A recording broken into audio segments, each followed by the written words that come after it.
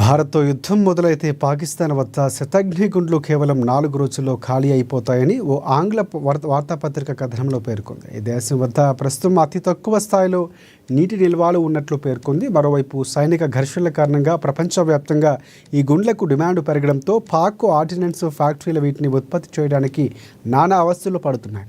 ఇటీవల కాలంలో పాక్ యుద్ధ రిజర్వులు చాలా వరకు ఉక్రెయిన్కు విక్రయించడంతో దాయాదు వద్ద నిల్వలు పడిపోయాయి.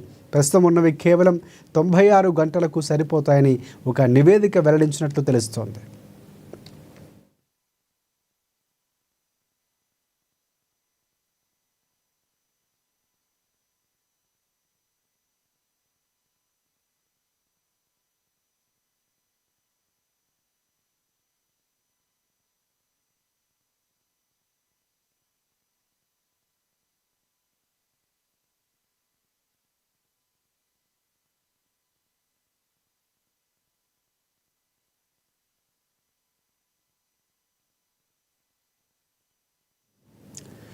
ప్రస్తుతం భారత్పై పాక్ అనుసరిస్తున్న మోహరింపుల వ్యూహం విజయవంతం కావాలంటే శతఘ్నుల పాత్ర చాలా కీలకం. ముఖ్యంగా M109 అలాగే హోవిటర్లకు 155 mm గుండ్లు, BM-21 సిస్టమ్స్కు ఇక 122 mm రాకెట్లు ఆ దేశ సైన్యం రక్షణ సామర్థ్యాలు బలోపేతం చేస్తాయి.